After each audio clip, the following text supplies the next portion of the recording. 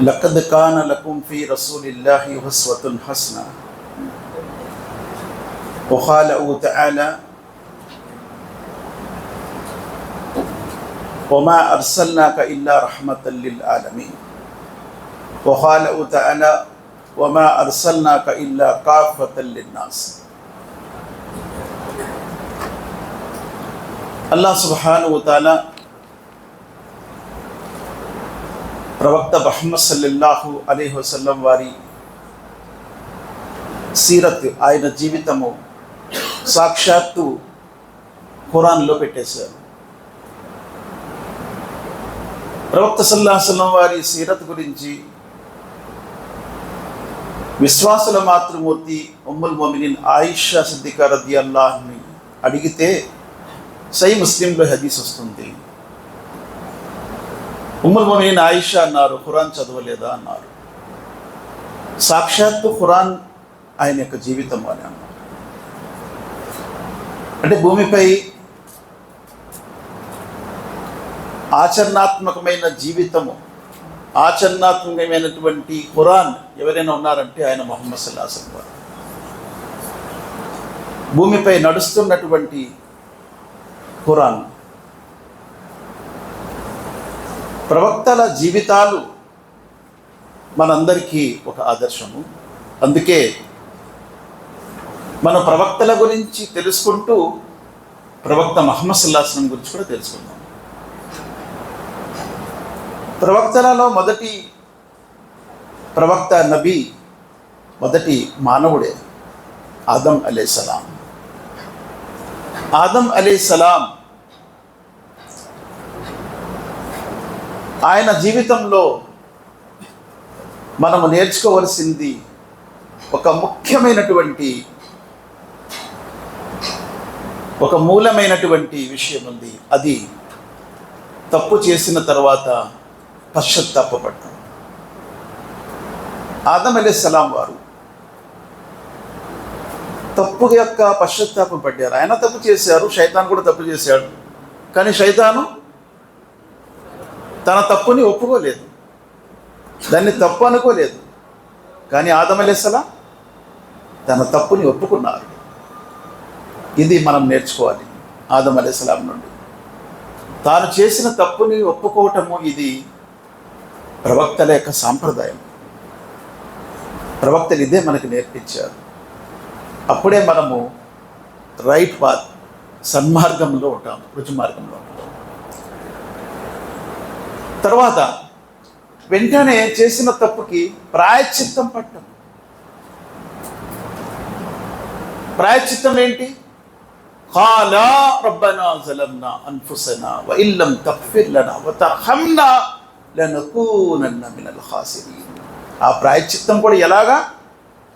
తనను తాను గొప్ప నిందితుడని భావిస్తూ, తనను పంపిన తన దైవము పవిత్రుడని భావిస్తూ, అది ఆదం అలైహిస్సలాం జీవితం మనకు నేర్పిస్తుంది. ఆ తర్వాత హజరత్ నూహ్ అలైహిస్సలాం జీవితం వచ్చింది. ఇద్రీస్ అలైహిస్సలాం కూడా ఉన్నారు. ఇద్రీస్ అలైహిస్సలాం వారి వివరణ అంతగా ఖురాన్లో, ప్రామాణికమైన హదీసుల్లో దొరకదు.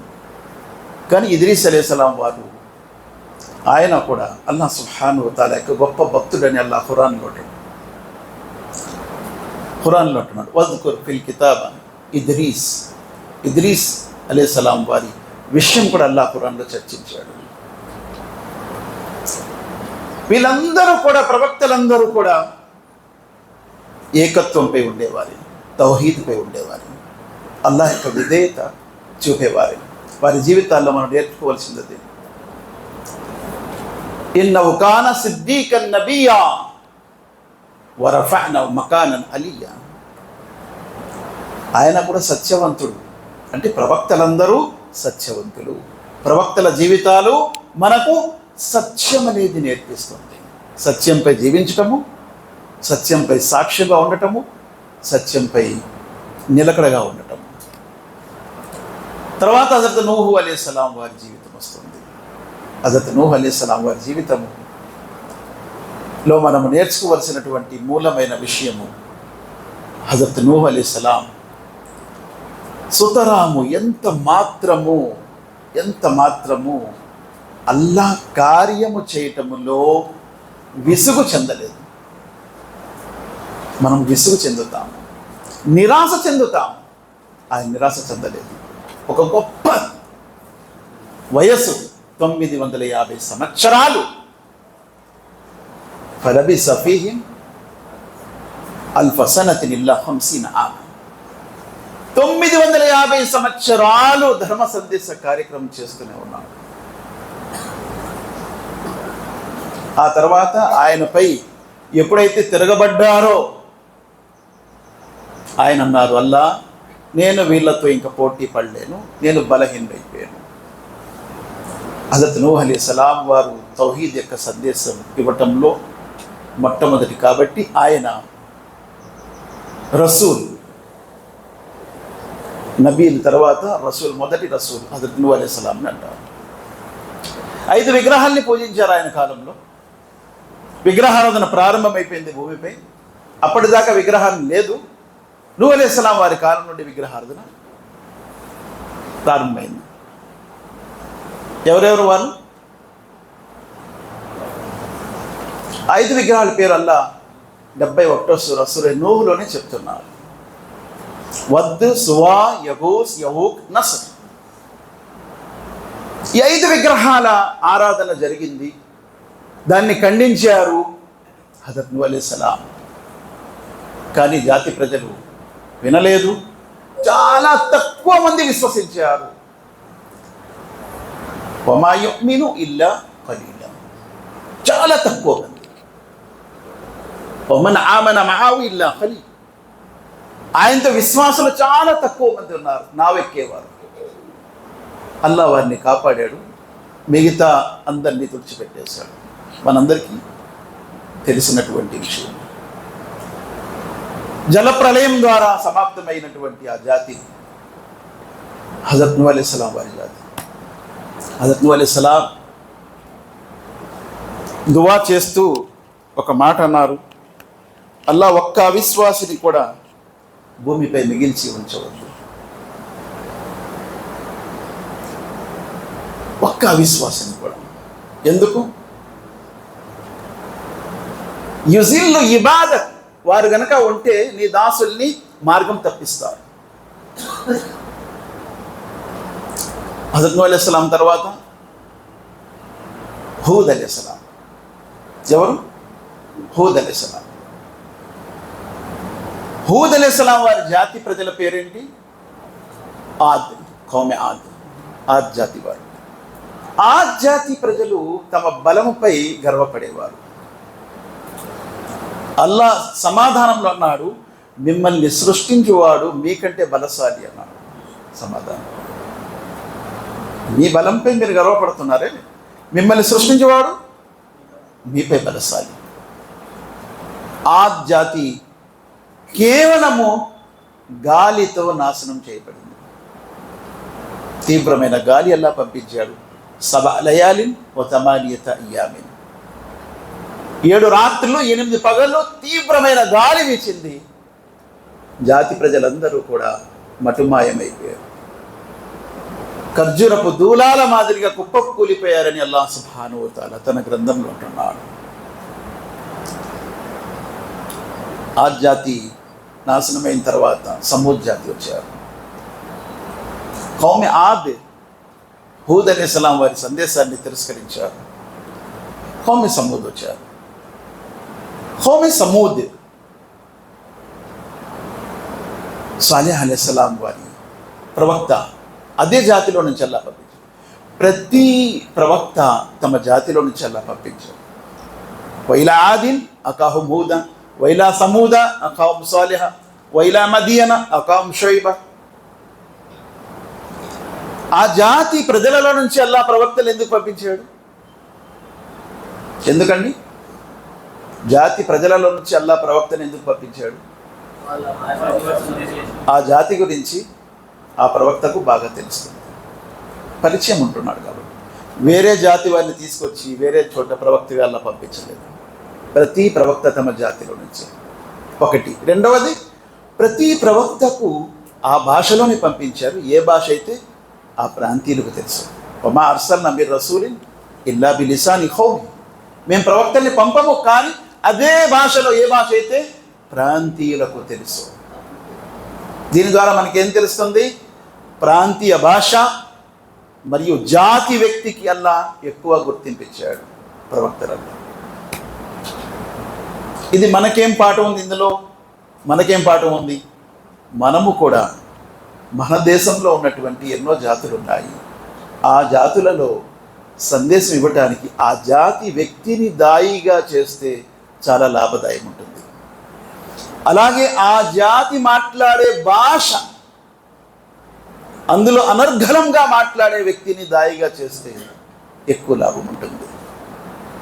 ఇది మనకు సిగ్నల్స్, చిహ్నాలు ప్రవక్తల జీవితాలు ఇస్తున్నాయి. మనకు ప్రవక్తల జీవితాలు సమూద్ జాతి వారు కూడా తిరస్కరించారు. ఆ జాతికి అల్లాహ్ సుబ్హానహు వ తఆలా కేవలం ఒక శబ్దము ద్వారా నాశనం చేశాడు. శబ్దము భయంకరమైంది కదా. శబ్దం అనేది చాలామంది హార్ట్ ఫెయిల్ అయిపోతుంది. శబ్దాలకు చెవులు పగిలిపోతాయి, శబ్దాలకు గుండె ఆగిపోతుంది. కాబట్టి సడన్గా మనం ఇక్కడ కూర్చొని ఉన్న అకస్మాత్తుగా పెద్ద శబ్దం వచ్చిందనుకోండి, ఒక్కసారిగా అడలిపోతాం. ఏంటబ్బా, శబ్దం అంత ప్రమాదమైనది. ఆ శబ్దముతో ఆ జాతిని ఎలా నాశనం చేశాడు. ఏ జాతిని? సమూద్ జాతిని. ప్రవక్త ఎవరు? సాలెహ్ అలైహిస్సలాం. సాలెహ్ అలైహిస్సలాం గురించి ఒక విషయం వస్తుంది. ఆయన ఒక బండరాతి నుండి గర్భిణి ఒంటెను తీశాడు. అద్భుతము. ఆ ఒంటె బయటకు రాగానే తన పిల్లను కన్నింది. అల్లా అన్నాడు, ఈ ఇద్దరిని పుట్టినటువంటి ఒంటె పిల్లను, ఆ ఒంటెను జాగ్రత్తగా చూసుకోకపోతే మీపై శిక్ష వస్తుంది. వీటి యొక్క ఆహారము, పానీయాలు మీపైనే బాధ్యత, ఎందుకంటే మీరు కోరుకున్నారు. కానీ ఆ ఒంటెను చంపేశారు. పరిణామం ఏమైంది? శిక్ష వచ్చింది వారిపై. ఏ శిక్ష? ఒక శబ్దం. కానీ ఆ శబ్దము కూడా 3 రోజుల గురించి చెప్పారు. 3 రోజుల్లో మీరు నాశనం అవుతారన్నారు. మొదటి రోజు మేఘాలు వచ్చాయి, 2వ రోజు అగ్నివాన కురిసింది, 3వ రోజు ఒక శబ్దం వచ్చింది.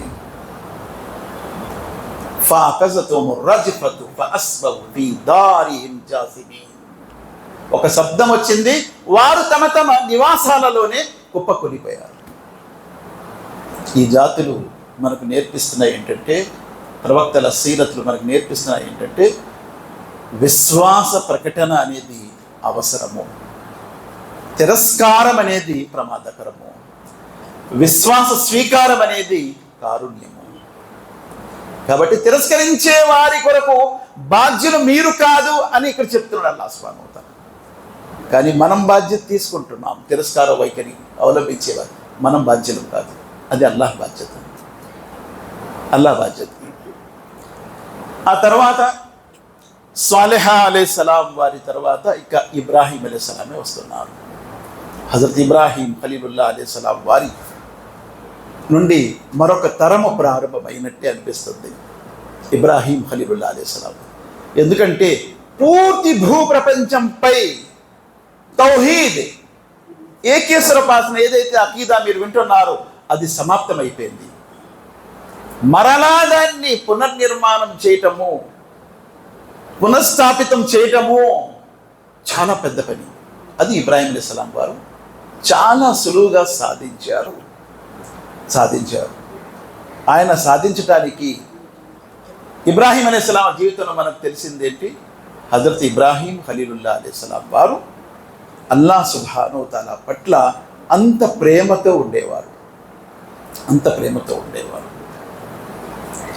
ఇబ్రాహీం అల్లదీ వఫా అని అందుకే అల్లాహ్ అన్నాడు. చాలా అల్లాహ్ పట్ల ప్రేమతో ఉండేవారు. దేనినైనా త్యాగం చేయడానికి సిద్ధము, కానీ అల్లాహ్ విషయంలో త్యాగం ఆయన్ని కాంప్రమైజ్ చేయటంలో లేదు. ఆయనకి విరుద్ధంగా వెళ్ళటంలో ఆయన ఎప్పుడు కూడా కాంప్రమైజ్ అవ్వలేదు. అల్లాహ్ విషయం. ఇబ్రాహీం ఖలీలుల్లాహ్ అలైహిస్సలాం వారికి దేంట్లో వేశారు? అగ్నిలో వేశారు. మనం వింటూనే ఉంటాం. కానీ కాలలేదు. సొంత కొడుకు ఇస్మాయిల్ని జబా చేయమంటే జబా చేశాడు కూడా, కానీ అక్కడ జబా అవ్వకుండా అల్లాహ్ సుబ్హానహు వ తఆలా కాపాడాడు. ఇబ్రాహీం ఖలీలుల్లాహ్ అలైహిస్సలాం వారు వలస చేశారు ముందు. దేనికోసం? అల్లాహ్ కోసం హిజ్రత్ చేశారు ఇబ్రాహీం ఖలీలుల్లాహ్ అలైహిస్సలాం. ఇబ్రాహీం ఖలీలుల్లాహ్ అలైహిస్సలాం వారే కాబా యొక్క నిర్మాణం చేసింది, పునర్నిర్మాణం చేశారు అంటారు. కాబా ముందు నుంచి ఉంది, తర్వాత మళ్ళీ ఆయన పునర్నిర్మాణం చేశారు. ఎలాగైతే తౌహీద్ పునర్స్థాపితమో కాబా కూడా పునర్నిర్మాణం. అందుకే ముహమ్మద్ సల్లల్లాహు అలైహి వసల్లం వారు మేరాజ్లో ఇబ్రాహీం అలైహిస్సలాం వారికి బైతే మామూర్ దగ్గర చూశారు. బైతే మామూర్ ఎక్కడుంది? బైతే మామూర్ 7 ఆకాశాల పైన అక్కడ. ఇక్కడ కాబా ఆయన కట్టారు కాబట్టి అక్కడ ఆయనకి అల్లాహ్ సుబ్హానహు వ తఆలా పెట్టారు. అక్కడ ఎవరు తవాఫ్ చేస్తున్నారు? దైవదూతలు. ఇక్కడ మానవులు తవాఫ్ చేస్తున్నారు. ఇబ్రాహీం ఖలీలుల్లాహ్ అలైహిస్సలాం వారి జీవితంలో చాలా త్యాగాలు ఉన్నాయి. నెక్స్ట్ ఇబ్రాహీం అలైహిస్సలాం తర్వాత ఇక ఇస్మాయిల్ జబీయుల్లా. ఇస్మాయిల్ అలైహిస్సలాం వారి గురించి ఒకటే ఒక మాట ఉంది. ఇస్మాయిల్ అలైహిస్సలాం వారు అల్లాహ్ మార్గంలో జబా అవ్వటానికి సిద్ధమైపోయాడు. నిజంగా జబా అవ్వటము, జబా చేయటము 2 కార్యాలు ఉన్నాయండి. జబా చేయటము, జబా అవ్వటము. నాకు ఎలా అనిపిస్తుందంటే జబా అవ్వటమే గొప్పది, అవ్వటానికి సిద్ధం అవ్వటం గొప్పది. చేయటానికి సిద్ధమయ్యారు ఇబ్రాహీం అలైహిస్సలాం వారు, అవ్వటానికి సిద్ధం అవ్వాలి కదా. కాబట్టి ఎంత గొప్ప వ్యక్తో దాని ద్వారా మనకు తెలుస్తుంది. ఇస్మాయిల్ అలైహిస్సలాం వారు తండ్రి ఎంత గొప్పవాడో అంతే గొప్పవాడు కొడుకు కూడా ఇస్మాయిల్ అలైహిస్సలాం. ఆ తర్వాత ఇస్హాక్ అలైహిస్సలాం. ఆయన బనీ ఇస్రాయిల్లో వచ్చాడండి. మాకు తెలియదు, మేము అనవు కదా, మేము నమ్ముతున్నాం లేదా? ఇస్హాక్ అనగానే ఏమంటున్నాం? అలైహిస్సలాం. కులిల్ హమ్దులిల్లాహి వసలామున్ అలా ఇబాదియల్లదీన ఇస్తఫా. మీరు నిత్యం అల్లాహ్ని స్తుతిస్తూ ఉండండి, మరియు ప్రవక్తలను ఏం చేయాలి? పూజిస్తూ ఉండాలి, పూజిస్తూ ఉండాలి, గౌరవిస్తూ ఉండాలి. కాదు, ఈ ఆయత్లో చెప్పింది అనుసరించాలి, కానీ ఈ ఆయత్లో వారిని దీవిస్తూ ఉండండి. వసలామున్ అలా ఇబాదియల్లదీన ఇస్తఫా. అల్లాహ్ ఎన్నుకున్న దాసులపై మీరు దీవిస్తూ ఉండండి. స్తుతి ఎవరికి? అల్లాహ్కు. దీవెనలు ఎవరికి? ప్రవక్తలకు. కానీ ఇక్కడ ఏమైపోయింది? స్తుతి అల్లాహ్కు, ప్రవక్తలకు కూడా స్తుతి అని చెప్పి తయారైపోయారు అందరూ కూడా. సీరత్ మనకి ఏమి నేర్పిస్తుందంటే ప్రవక్తలు ఎవరు కూడా వారికి స్తుతి అవసరం లేదు, వారికి కావాల్సింది దీవెనలు, వారిని దీవిస్తూ ఉండాలి. ఇస్హాక్ అలైహిస్సలాం అని అంటున్నాము. ఇస్హాక్ అలైహిస్సలాం వారి ద్వారా పుట్టిన వారే ఎవరు? యాకూబ్ అలైహిస్సలాం. యాకూబ్ అలైహిస్సలాం. యాకూబ్కి మరొక పేరుండేది ఇస్రాయిల్. ఇస్రాయిల్. యాకూబ్ అలైహిస్సలాంకి మరొక పేరు ఇస్రాయిల్. ఇస్రా అంటే దాసుడని, ఈల్ అంటే అల్లా అని, అబ్దల్లా. ఇస్రాయిల్ హెబ్రీ పదం, అది హెబ్రీ భాషలో ఇస్రాయిల్ అల్లాహ్కి దాసుడు. జిబ్రాయిల్, మీకాయిల్, ఇస్మాయిల్. ఇస్మా విన్నాడు, ఈల్ అల్లాహ్. ఎవరి మొర్ర? ఇబ్రాహీం అలైహిస్సలాం మొర్ర విన్నాడు. అల్లాహ్ నాకు సంతానం లేరు ఇవ్వల్లా అని అడుగుతూ ఉంటే ఆ మొర్రని విన్నాడు కాబట్టి ఇస్మాయిల్. ఇస్రాయిల్ అల్లాహ్ యొక్క దాసుడు. ఈ ఇస్రాయిల్ ఎవరు? ఇస్హాక్ యొక్క కుమారుడు. ఇస్హాకు ఎలా దొరికారు ఇబ్రాహీంకి? ఇబ్రాహీం అలైహిస్సలాంకి ఇస్హాక్ ఎలా దొరికారు? ఎలా దొరికారంటే ఇస్మాయిల్ని జబా చేయటం వల్ల. అది మూలం. ఇస్మాయిల్ అలైహిస్సలాంని జబా చేయటం వల్ల. వబషర్నాహు బి ఇస్హాక నబియ్యన్ మిన స్సాలిహీన్. ఓ ఇబ్రాహీం, లేక లేక ఒక కుమారుడిని ఇస్మాయిల్ను జబా చేస్తావు కాబట్టి ఇక నువ్వు ఇస్హాక్ను కూడా తీసుకెళ్ళు అని అల్లాహ్ అన్నాడు. ఇక్కడ ఇద్దరిలో ఎవరి ఘనత ఎక్కువ ఉంది? ఇస్మాయిల్. ఇస్మాయిల్ జబా అవటానికి సిద్ధమైనందువల్ల అల్లాహ్ ఇస్హాక్నిచ్చాడు. ఇస్హాక్తో పాటు మరొక కుమారుని శుభవార్తలు ఇచ్చారు అక్కడ దైవదూతలు. ఆయన ఎవరు? వమిన్ వరాయి ఇస్హాక యాకూబ్. ఇస్హాక్కి యాకూబ్ కూడా అవుతారన్నారు. యాకూబే ఇస్రాయిల్. ఇస్రాయిల్ బనీ ఇస్రాయిల్ అని మనం వింటూ ఉంటాం కదా, ఖురాన్లో వస్తూ ఉంటుంది. బనీ అంటే ఎవరు? కొడుకులు, సంతానం కాదు, కొడుకులు. బనీ అంటే ఇస్రాయిల్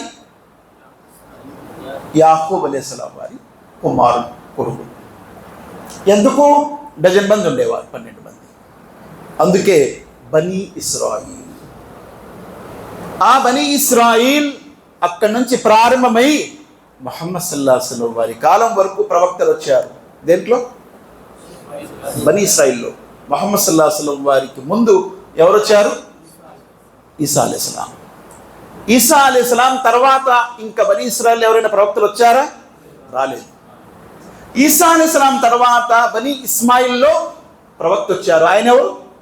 ముహమ్మద్ సల్లల్లాహు అలైహి వసల్లం. ఇప్పుడు బనీ ఇస్రాయిల్లో చాలామంది ప్రవక్తలు వచ్చారు. అందులో ఇస్హాక్ అలైహిస్సలాం మనం పేరు వింటాం. ఇస్హాక్ తర్వాత పేరు వస్తుంది లూత్ అలైహిస్సలాం. లూత్ ఎవరు? ఇబ్రాహిం అలైహిస్సలాం వారి చిన్నాన్న కొడుకు. ఇద్దరు అన్నదమ్ములే. ఒకే కాలంలో ఇద్దరు ప్రవక్తలు ఉండేవారు. ఎవరెవరు? ఇబ్రాహిం, లూత్ ఇద్దరు ఉండేవారు. కానీ ఇబ్రాహిం అలైహిస్సలాం వారి సంతానంలో మరలా ప్రవక్తలు అలా వచ్చారు. ఇస్హాక్, యాకూబ్. ఇక యాకూబ్ తర్వాత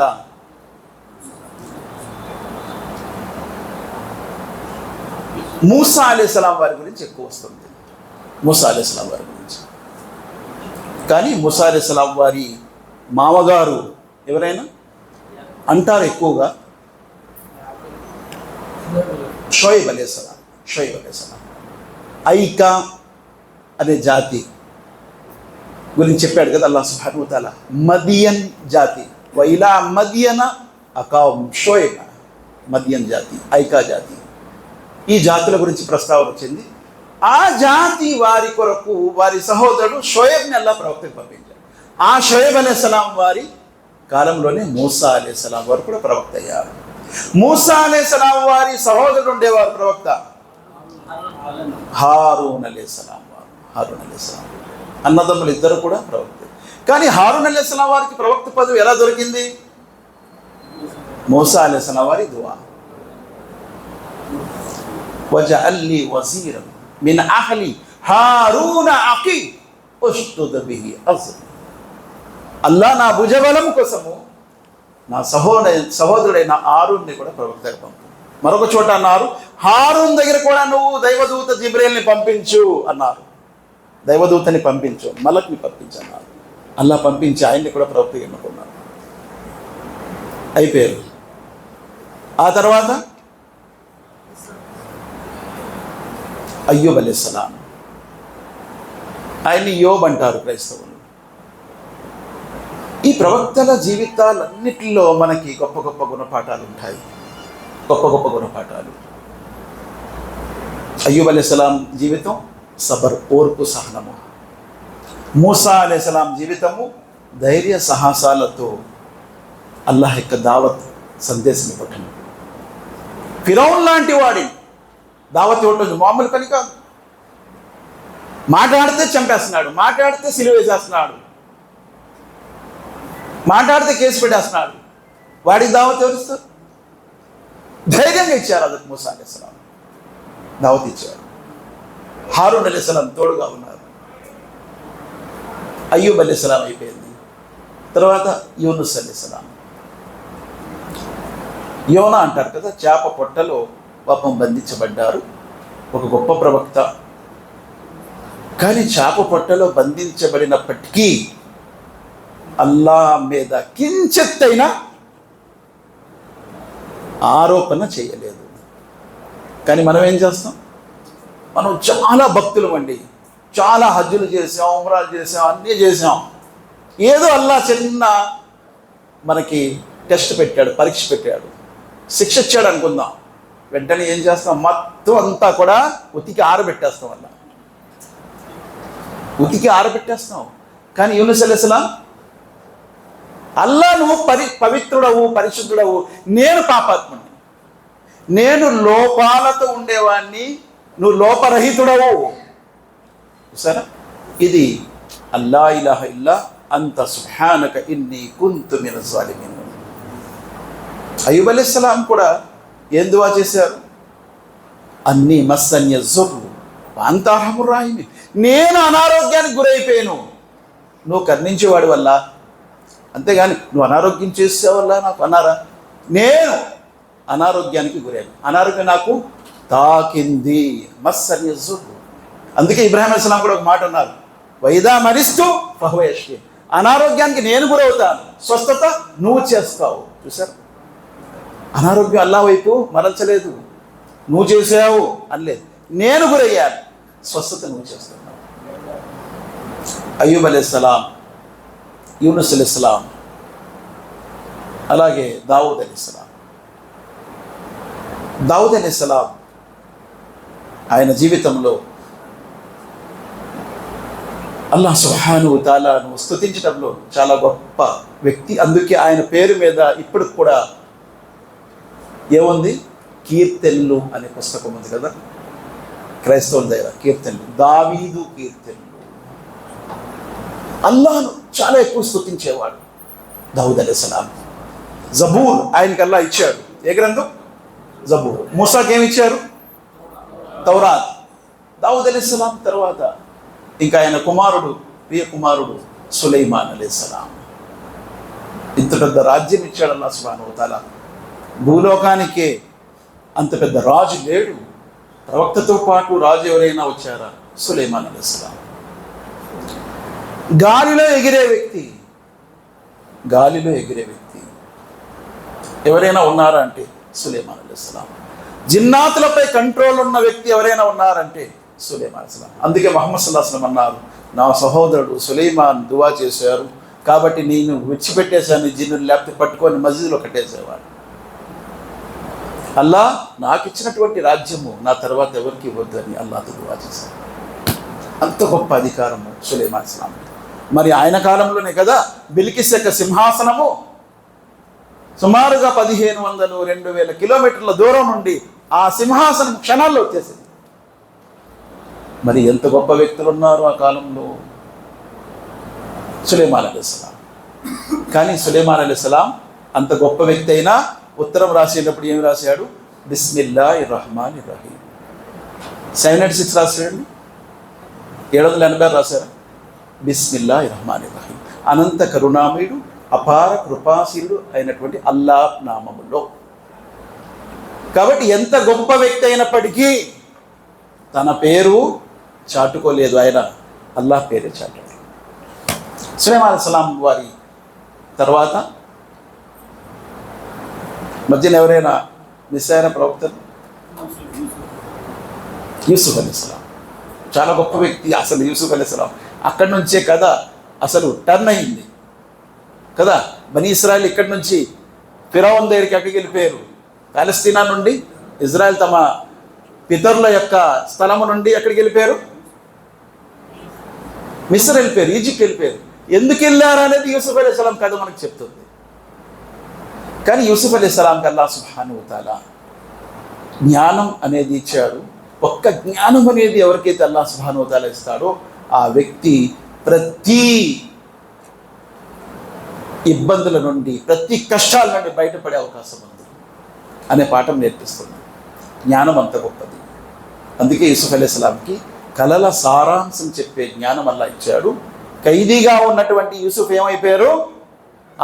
ఆ రాజ్యానికే గవర్నర్ అయిపోయారు. జ్ఞానం అంత గొప్పది అని తెలుస్తుంది. దాంతోపాటు ఆయన దగ్గర సమయస్ఫూర్తి ఉంది. సమయం గురించి వేచి ఉండాలనేది యూసుఫ్ జీవితం చెప్తుంది. కంగారు పడితే లాభం లేదు, సమయస్ఫూర్తి ఉండాలి. ఏది కూడా అప్పుడే జరుగుతుంది ఎప్పుడైతే అల్లాహ్ తలుచుకుంటాడు. ఆ సమయం రావాలి, అప్పటి వరకు వేచి ఉండాలి అనే విషయం యూసుఫ్ అలైహిస్సలాం జీవితం మనకు చెప్తుంది. యూసుఫ్ అలైహిస్సలాం వారి తర్వాత మనం ఎక్కడికి వెళ్ళిపోయాం? యూసుఫ్ అలైహిస్సలాం తర్వాత యూనుస్ అయిపోయారు, అయ్యూబ్ అయిపోయారు. అయితే అల్ యసా ఆయన కూడా ప్రవక్త అన్నారు. అలాగే కొంతమంది ఖిజర్ని కూడా ప్రవక్త అన్నారు. ఎందుకంటే ఏమండి, గొప్ప ప్రవక్త మూసా అలైహిస్సలాం గారు వెళ్ళి ఆయన దగ్గర నేర్చుకోవటం ఏంటి అంటే ఆయన ఎవరో గొప్ప వ్యక్తి అయి ఉంటాడు. సూఫీలందరూ కూడా మధ్యన దూరిపోయి ఆయన సూఫీల నాయకుడు, అందుకే సూఫీ దగ్గరికి వెళ్ళి నేర్చుకున్నాడు మూసా అలైహిస్సలాం. అందుకే కొంతమంది ఏమన్నారు ఆయన కూడా ప్రవక్త అన్నారు, ఈ దరిద్రం పోదు కదా అని. కానీ గొప్ప జ్ఞానం అల్లాహ్ సుబ్హానహు వ తఆలా ఆయనకి ఇచ్చాడు. ఖిజర్ ప్రవక్త అనండి అనకపోండి పెద్ద అభ్యంతరం ఏమి లేదు అందులో. కానీ మూసా అలైహిస్సలాంకి ఇచ్చిన జ్ఞానం వేరు, ఖిజర్కి ఇచ్చిన జ్ఞానం వేరు.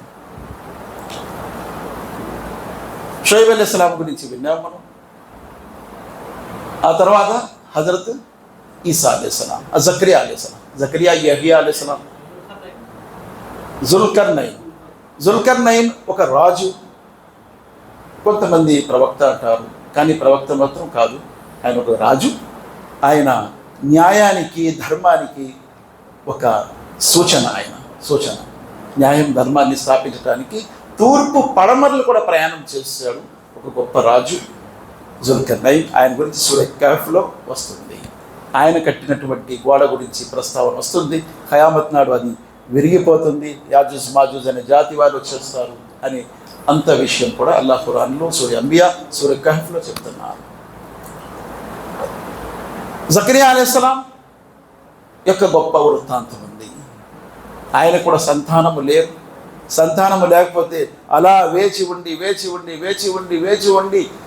కడు వృద్ధాప్యంలో వెళ్ళిపోయిన తర్వాత అల్లాహ్ సుబ్హానహు వ తఆలాతో సంతానాన్ని అడుగుతున్నాడు జకరియా అలైహిస్సలాం. జకరియా అలైహిస్సలాం కుమారుడు ఎవరు? యహ్యా అలైహిస్సలాం. ఆ యహ్యానే క్రైస్తవులు ఏమంటారు? బాప్తిజం ఇచ్చే యోహాన్ అంటారు. బాప్తిజం ఇచ్చే యోహాన్ అంటారు. యోహాన్ యహ్యా అలైహిస్సలాం. అల్లాహ్ సుబ్హానహు వ తఆలా యహ్యా అలైహిస్సలాం వారి గురించి ఖురాన్లో పొగిడాడు. ఓ జకరియా, నీకు ఎలాంటి కుమారుని ఇస్తాడంటే ఆయన నబీ అవుతాడు. హసూర్ అంటే అశ్లీలత నుండి దూరం ఉండే వ్యక్తి ఉంటాడు. ఆయన సజ్జనుడై ఉంటాడు. ప్రవక్త కూడా అంటున్నారు అల్లాహ్ సుబ్హానహు జకరియా అలైహిస్సలాం యొక్క కుమారుడు యహ్యా. జకరియా అలైహిస్సలాం అల్లాహ్ సుబ్హానహు వ తఆలాతో అడిగే పద్ధతి చాలా ఉన్నతమైన పద్ధతి. అల్లాహ్, నా తల వెంట్రుకలు పండిపోయాయి, నా చర్మం ముడతలు పడిపోయి, నా ఎముకలు బలహీనమైపోయి, కానీ నిన్ను అడగటంలో ఎప్పుడు నిరాశ పొందాను. చూసారు ఎలా? భార్య కూడా కొట్టురాలే. చూడండి, అన్ని మైనస్లే, కానీ నువ్వు ఈ మైనస్లో కూడా ప్లస్ ఇవ్వగలవు. అల్లాహ్పై భారం వేశారు. అల్లాహ్ కూడా అలాగే ఆయనకి యహ్యా అలైహిస్సలాం ఇచ్చాడు. ఆ తర్వాత హజరత్ ఈసా అలైహిస్సలాం, ఉజైర్ అలైహిస్సలాం గురించి చెప్తున్నాను. ఉజైర్ అలైహిస్సలాం ఆయన హజరత్ మూసా అలైహిస్సలాం కాలం నాటి వారే. ఆయన కూడా తౌరాతు తెలుసు అని చెప్పి వస్తుంది. ఒక తఫ్సీర్ ఇబ్న్ కసీర్లో ఒక విషయం ద్వారా ఏం తెలిసిందంటే, మూసా అలైహిస్సలాం ఉజైరు ఇద్దరు ఒకసారే పుట్టారు. ఇద్దరి వయసు ఒకటే, కానీ 100 సంవత్సరాల తేడాలో ఉజైర్ చనిపోయారు. ఆ 100 సంవత్సరాలు ఈయన పడుకునిపోయారు. ఆ తర్వాత అల్లాహ్ ఆయన్ని లేపాడు. కాబట్టి ఆ 100 సంవత్సరాలు ఇంక్లూడ్ అవ్వలేదు. సేమ్ వయసులో ఆయన కూడా చనిపోయారు ఉజైర్ అలైహిస్సలాం. 100 సంవత్సరాలు ఎందుకు పడుకోబెట్టారు ఆయన్ని? అల్లాహ్ సుబ్హానహు వ తఆలా మరణం ఇచ్చాడు 100 సంవత్సరాలు. ఫఅమాతహుల్లాహు మిఅత ఆమి, 100 సంవత్సరాలు ఆయనకి మరణం ఇచ్చాడు. ఎందుకు? ఈ బోసి పడిపోయినటువంటి పురాతనమైనటువంటి ఈ సమాధులు, ఈ పాలస్తీన్ బైతుల్ ముఖద్దస్ ఆ ఏరియా అంతా కూడా తలక్రిందులు అయిపోయి ఉంది. మరలా ఇది బ్రతుకుతుందా ఊరు? ఇక్కడ చనిపోయిన ఈ శవాలు ఎలా బ్రతుకుతాయి అని చెప్పి ఆయనకు ఒక సందేహం వచ్చింది. దాన్ని దూరం చేయడానికి ఆయన మళ్ళా పడుకోబెట్టేశాడు. ఆయన లేచిన తర్వాత మరలా పాలస్తీన్ ఆ బైతుల్ ముఖద్దస్ పుష్కలంగా కలకల్లాడుతూ ఉంది. కలకల్లాడుతుందా అంటే కలకల్లాడుతుందని అల్లా చూపించాడు. ఇక చివరిది ఈసా అలైహిస్సలాం మరియు మరియం అలైహిస్సలాం యొక్క ప్రస్తావన కూడా ఉంది. మరియం అలైహిస్సలాం వారు పేరుతో అల్లాహ్ ఖురాన్లో సూరా పెట్టాడు. ఈసా అలైహిస్సలాం పేరు కంటే ఎక్కువ సార్లు మరియం అలైహిస్సలాం పేరు వచ్చింది. 34 సార్లు ఆయన పేరు వచ్చింది. 25 సార్లు ఈసా అలైహిస్సలాం పేరు వచ్చింది. ఎవరి పేరు ఎక్కువ వచ్చింది? 34 సార్లు. ఈ ప్రొటెస్టెంట్ వాళ్ళు మనకు వెనక తగిలి, ఏమండి ఈసా అలైహిస్సలాం యేసుక్రీస్తు పేరు ఖురాన్లో ఎన్నిసార్లు వచ్చింది తెలుసా? 25 సార్లు వచ్చింది. 20 సార్లు సరే యేసుది వచ్చింది, మరి మరియంది 34 సార్లు వచ్చింది. మరియం మేము నమ్మం అంటారు ప్రొటెస్టెంట్, మేము నమ్మం తిడుతుంటారు ప్రొటెస్టెంట్ వాళ్ళు. కానీ రోమన్ క్యాథలిక్ వాళ్ళు మరియంని త్రియేక దేవుళ్ళలో ఒక దేవుడు, ఆమె దేవత. ఆమె ఎవరు? దేవత. స్త్రీ దేవతలు ఉంటారు కదా అమ్మవార్లు. క్రైస్తవుల అమ్మవారు అది మేరీ మాత గారు. కాబట్టి మరియం ప్రస్తావన అల్లాహ్ ఖురాన్లో పెట్టాడు. వజ్కుర్ ఫిల్ కితాబి మరియం గురించి ప్రస్తావించు అన్నాడు. బైబిల్లో ఎక్కడైనా మరియం పేరుతో పుస్తకం ఉంటుందా? ఉండదు. చూపించండి నాకు.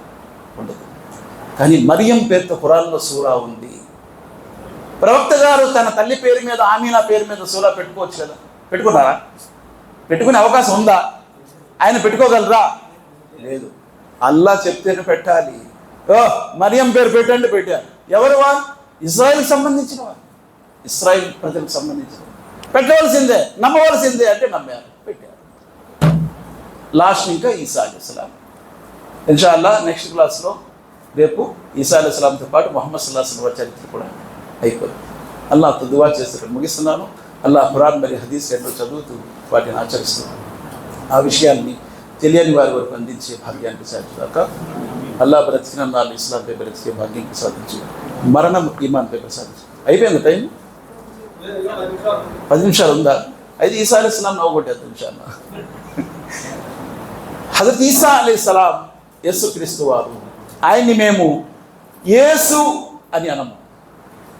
ఏమంటాము? యేసు, ఆయనపై దేవుని శాంతి కలుగుగాక. కేవలం యేసు అనం. ఈసా అలైహిస్సలాం, యేసు, ఆయనపై దేవుని శాంతి కలుగుగాక. Jesus peace be upon him. ఎందుకు?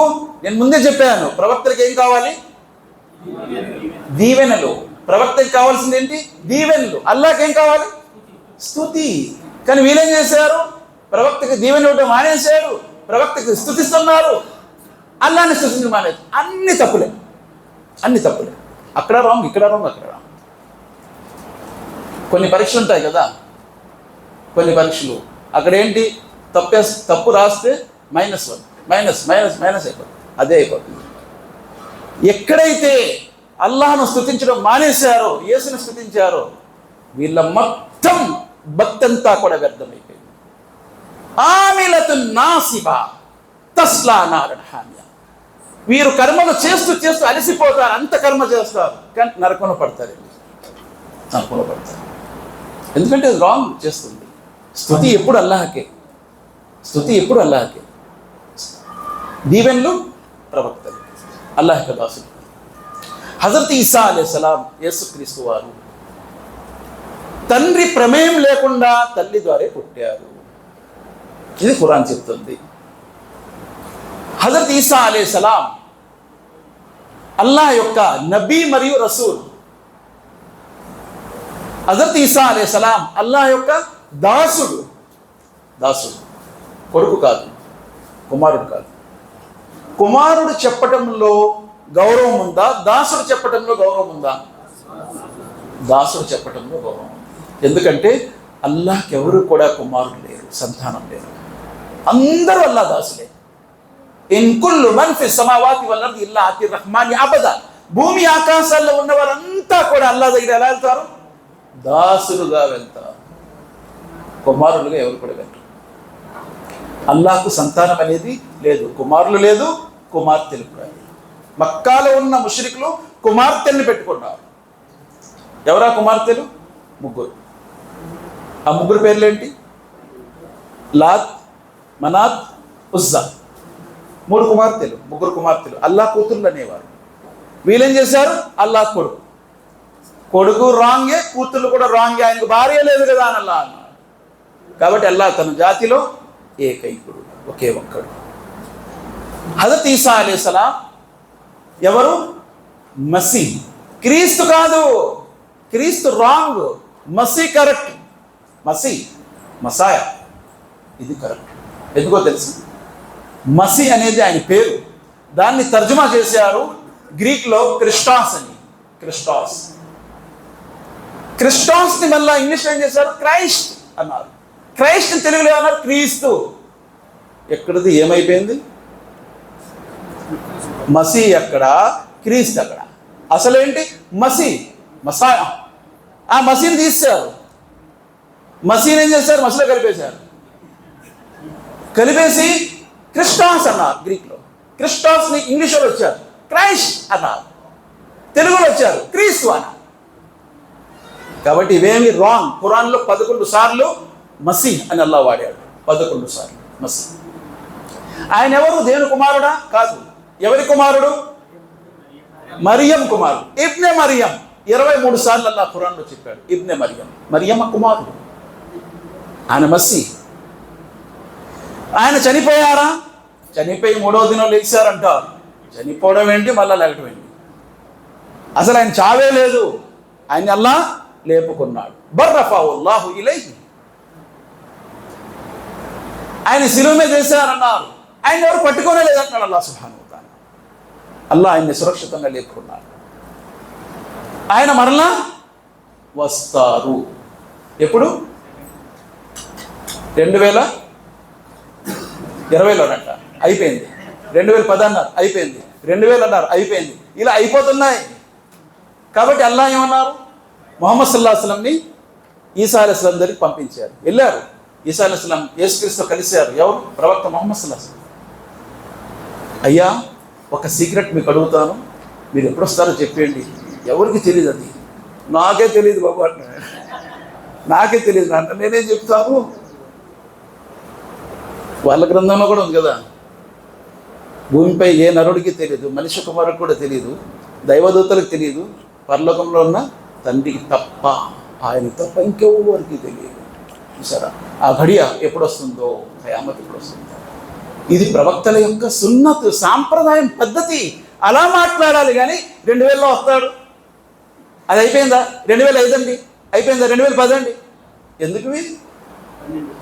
12 కూడా పోయింది. యుగాంతం. అది ఎప్పుడు వస్తుందో ఏంటో అల్లాహ్ సుబ్హానహు వ తఆలా అయిపోయింది. హజరత్ ఈసా అలైహిస్సలాం వారు మరలా వస్తారని మేము నమ్ముతున్నాం. యాంటీ క్రైస్ట్, అంత్యక్రీస్తు, క్రీస్తు విరోధి ఎవరు? దజ్జాల్. కానీ వీళ్ళు ముహమ్మద్ సల్లల్లాహు అలైహి వసల్లం అంటారు. ముహమ్మద్ సల్లల్లాహు అలైహి వసల్లం క్రీస్తు విరోధ? క్రీస్తు బోధించిన బోధనల నుంచి బోధించేవాడు, ఆయన గురించి సాక్ష్యం ఇచ్చేవాడు.